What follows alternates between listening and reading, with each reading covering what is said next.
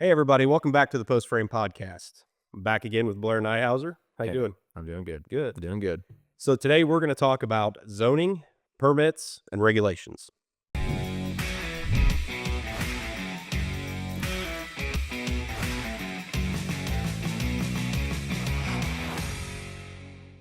Let's just go into permits then. Yeah. What's that all about? So, I mean, people generally have some understanding that they're going to need to get a building permit, Mhm. but that phrase and some of the actions along with that are different than zoning. So, yeah, the building permit is all going to be centered around how you're going to use this thing. And what does that mean from a use classification? And within the building code, there are use classifications.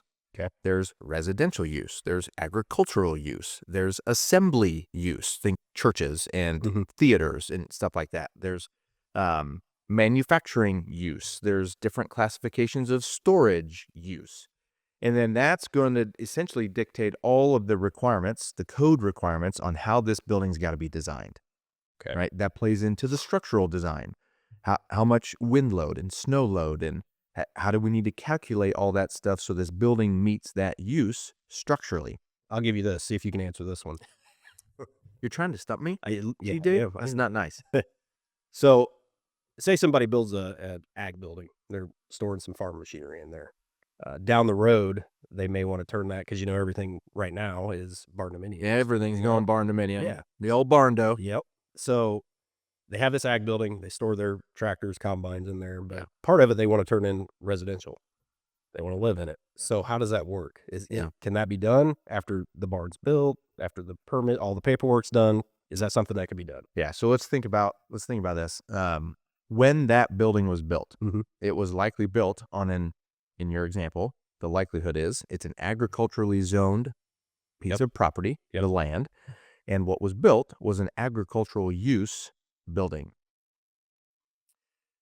So the easy answer, well, maybe the just quick answer to your question is yes, but there might be some caveats. Okay.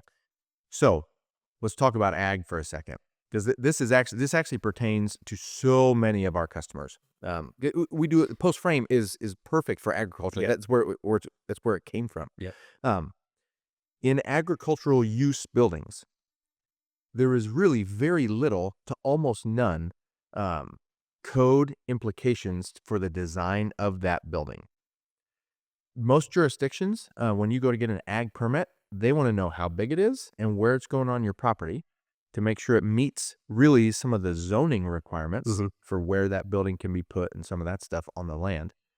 In the agricultural space, a permitting jurisdiction is not going to look at how that thing is constructed structurally because it's agricultural. Yeah. And so I'm diverting a little bit from your question and giving some background there because in Post Frame, when you're building an agricultural building, I call it the wild, wild west still of a Post Frame, is because you are left to essentially the integrity and the engineering mindset of the builder.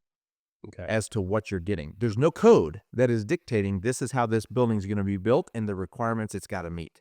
That's not there in agriculture. Okay. That's just coming from your builder. Yeah. Your builder is saying, what type of building do I want to build? How sustainable? How structurally sound? Yeah.